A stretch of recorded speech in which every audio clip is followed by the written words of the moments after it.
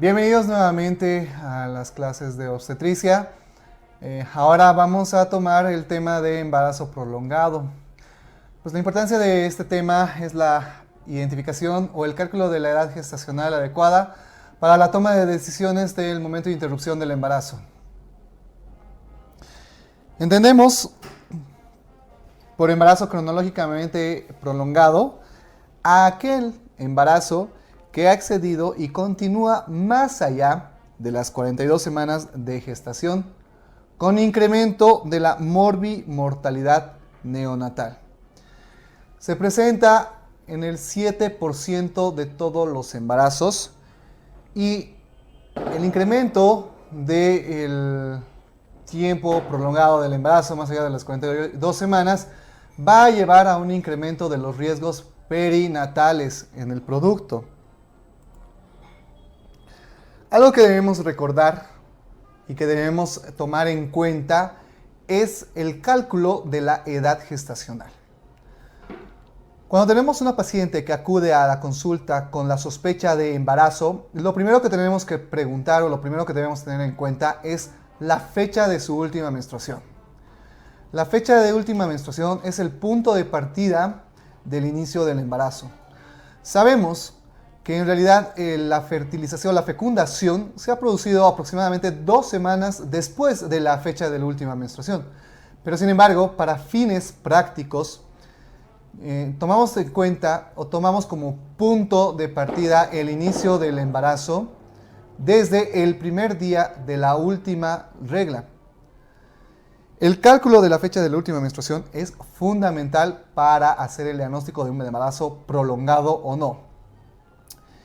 En el carnet de control prenatal que nosotros manejamos en la institución donde nosotros estamos trabajando y en Bolivia, en el acápite de estimación de la edad gestacional se coloca la fecha de última menstruación y al lado tenemos un acápite que dice si confiamos o la edad gestacional es confiable por FUM o por ecografía.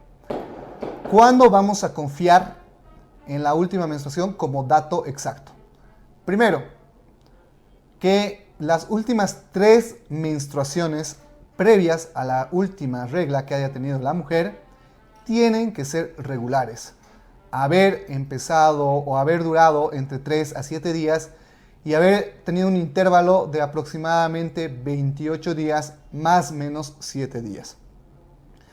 Si así ha sucedido, confiamos en la fecha de última menstruación como un dato fidedigno.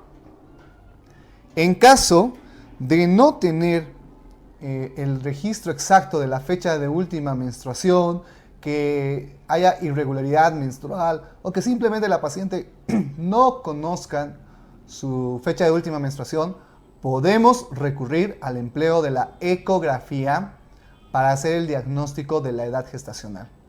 Idealmente, como vemos en el gráfico, la ecografía del primer trimestre del embarazo, antes de las 12 semanas, es la ideal para hacer el cálculo de la edad real del embarazo. ¿Por qué? Porque esta ecografía, que usualmente se realiza por vía transvaginal, tiene un margen de error de entre 4 a 5 días en relación a la edad real gestacional. ¿Sí? La ecografía del segundo trimestre del embarazo, entre las 12 y las 24 semanas, tiene un margen de error un poco más amplio, llegando hasta los 10 a 14 días del error en relación a la edad real del embarazo. Y la ecografía del tercer trimestre tiene un margen de error que puede inclusive llegar hasta los 21 días de error en margen de la edad real del embarazo. Por ejemplo, si por la fecha de última menstruación tengo para hoy día un embarazo de 7 semanas y la ecografía del primer trimestre me dice 6.5 semanas, el error es de 2 días en relación a la edad gestacional. No ocurre lo mismo con una ecografía del tercer trimestre, que nos va a hacer tomar la conducta equivocada. Por ecografía probablemente nos estará hablando de un embarazo de pretérmino o un embarazo posttérmino. Por eso debemos tomar en consideración la ecografía del primer trimestre del embarazo. ¿Cuáles son los factores predisponentes a la prolongación del embarazo?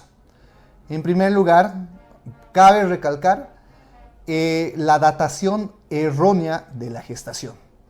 Es bien importante nuevamente mencionar que debemos tener una buena anamnesis con la paciente, ser muy minuciosos en cuanto a la investigación, en cuanto a las preguntas que realicemos de la fecha de la última menstruación. Otros factores predisponentes para que se prolongue el embarazo: el bajo nivel socioeconómico, el antecedente de la prolongación de un embarazo previo, la macrosomía fetal, defectos del tubo neural, factores mecánicos que impiden de que progrese el trabajo de parto, el hipotiroidismo materno o situaciones de preeclampsia, aunque no es muy frecuente que en situaciones de preeclampsia un embarazo se vaya prolongando más de las 37 semanas. Como habíamos mencionado, el diagnóstico del embarazo prolongado va a ser clínico en relación a la anamnesis, el cálculo de la edad gestacional a partir de la fecha de última menstruación y el diagnóstico ecográfico. Como podemos ver en esta gráfica, a distintas edades gestacionales va a empezar a existir error o dispersión de rango en cuanto a las ecografías. Por ejemplo, en la ecografía del primer trimestre, entre las 4 y 7 semanas de gestación, el embarazo tiene una falla de más o menos, o en realidad la ecografía en esta etapa tiene un margen de error de entre 4 días.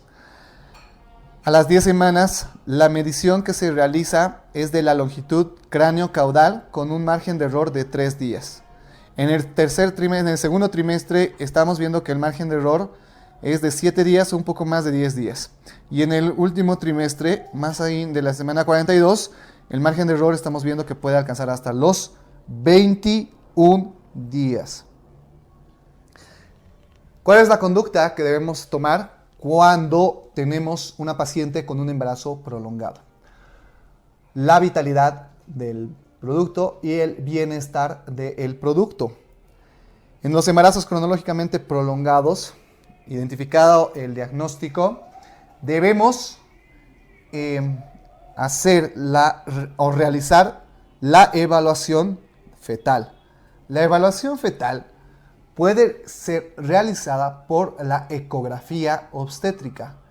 En la ecografía obstétrica, si tenemos una ecografía del primer trimestre, hacemos la comparación, ¿no?, de cuántas semanas de embarazo tenemos. Si tenemos la ecografía o en ese momento realizamos una ecografía en ese momento del diagnóstico, debemos valorar el peso fetal, valorar la cantidad de líquido amniótico y valorar la madurez placentaria.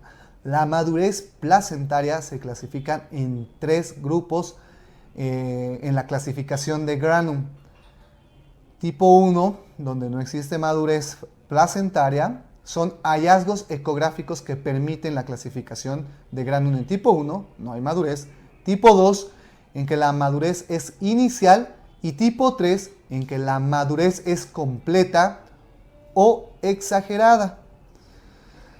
Y después de realizar la ecografía obstétrica para determinar estos parámetros, debemos realizar pruebas de bienestar fetal.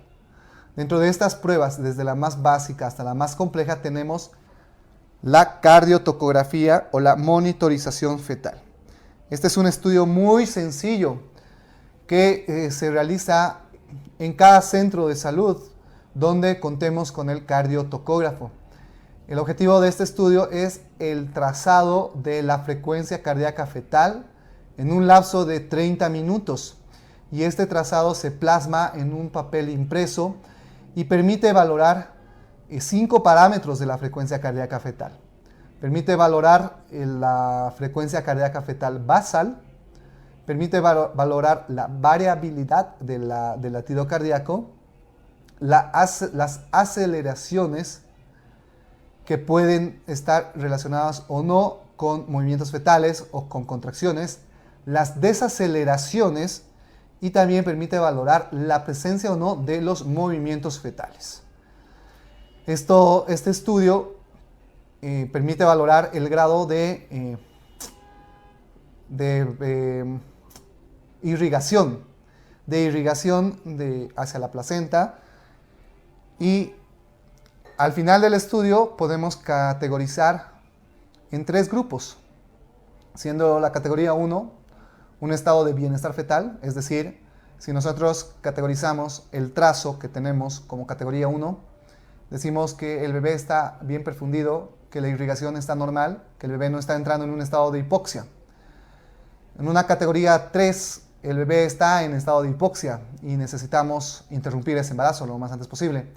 En una categoría 2 es un valor indeterminado, un valor en el que nos dice que no estamos completamente seguros de que el bebé se esté perfundiendo adecuadamente o de que estemos entrando en un estado de hipoxia.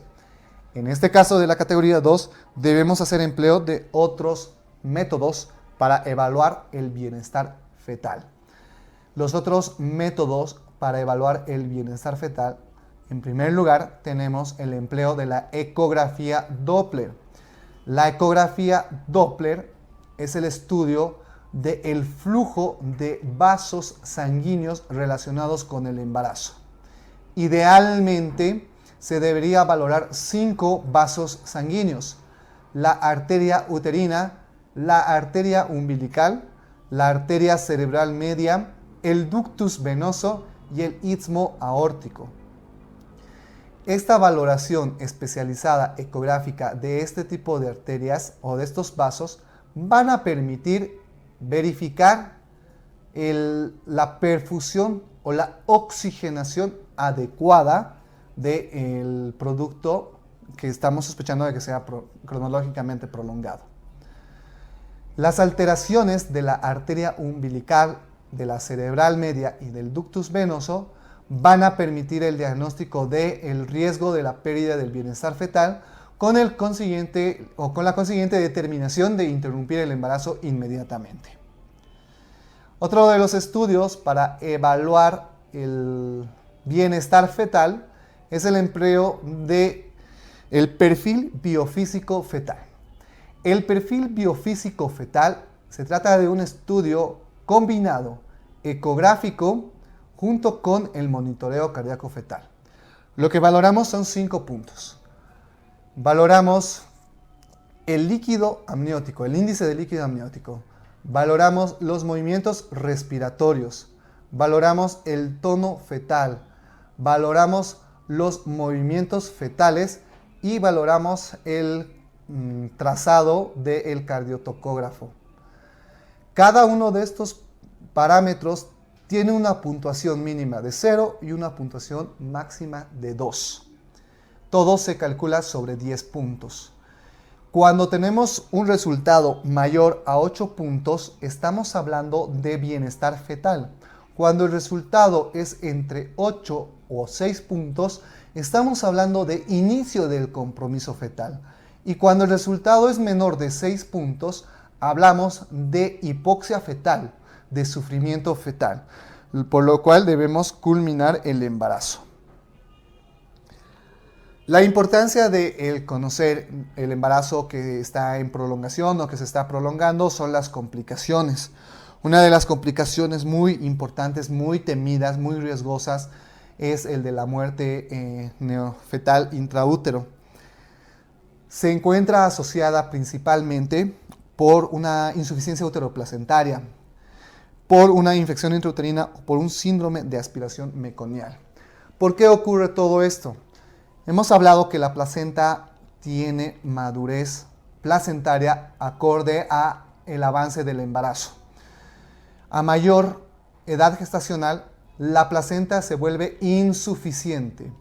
La placenta aumenta sus resistencias, disminuye el flujo uteroplacentario, la cantidad de sangre oxigenada que pasa a través de la placenta al bebé es insuficiente para las necesidades de este bebé. Ahí tenemos la insuficiencia uteroplacentaria. Al haber una disminución o una alteración del flujo uteroplacentario neonofetal, puede existir una disminución del flujo renal en el bebé. Y nuevamente, mencionamos que el líquido amniótico en el tercer trimestre del embarazo se encuentra producido por la orina fetal. Si el flujo renal del bebé o del feto se encuentra disminuido, la producción del líquido amniótico se encuentra disminuido por el consiguiente oligohidramnios. Y el oligohidramnios es un factor de riesgo para la muerte intrafetal. Además, que en un bebé de término maduro, habíamos mencionado que algunos de sus órganos o de sus sistemas empiezan a funcionar. En este caso, el sistema digestivo del producto o del feto empieza a trabajar. El intestino fetal se empieza a movilizar, empieza a haber expulsión del meconio y el meconio va a ser absorbido o va a ser tragado por el feto, ingresando meconio a la vía respiratoria y el meconio produce una irritación, una neumonitis química que va a condicionar al momento del nacimiento dificultad respiratoria extrema. Los embarazos prolongados, además, son embarazos que producen un crecimiento del peso del feto. Son fetos que pueden llegar a pesar 4.200 gramos, fetos macrosómicos. Y estos fetos macrosómicos tienen distocias en el momento del parto. Distocias principalmente a la altura de los hombros. Retraso, pueden existir lesiones de los hombros, lesiones claviculares en el momento del parto, donde pueden haber fracturas claviculares o lesión del plexo braquial. El síndrome de dismadurez, una alteración funcional donde los órganos del producto se encuentran alterados por el exceso del tiempo del embarazo y en el momento del nacimiento existen situaciones en las que el producto o el neonato van a empezar a fallar sus órganos. Y como hemos mencionado previamente, la presencia del oligohidramnios. ¿Cuál va a ser la conducta frente al embarazo prolongado? Frente al embarazo prolongado, el primer parámetro es establecimiento del diagnóstico. Y estableciendo el diagnóstico se debe terminar el embarazo. El embarazo puede terminar por parto o por cesárea. Vamos a parto cuando existen condiciones obstétricas. Tenemos un bebé en situación longitudinal, en presentación cefálica, con un peso menor a 3.500 o un peso de 3.500 aproximadamente, y una pelvis viable, una pelvis ginecológica. Debemos buscar o debemos tener la seguridad de que el producto tenga bienestar fetal a través de las pruebas de bienestar fetal. Y una vez que hemos decidido ir a parto, tenemos condiciones obstétricas normales, tenemos bienestar fetal, podemos realizar la inductoconducción del trabajo de parto. Inducción del trabajo de parto significa iniciar las contracciones uterinas de trabajo de parto y conducción significa conducir o regularizar las contracciones uterinas de trabajo de parto. La inductoconducción se puede realizar mediante medicamentos, se puede realizar con sonda vesical, pero habitualmente nosotros utilizamos misoprostol para inducir y el empleo de oxitocina para la conducción del trabajo de parto. Cuando no existen condiciones favorables para el parto o un producto macrosómico o existen datos de riesgo de pérdida del bienestar fetal, nosotros debemos programar una cesárea.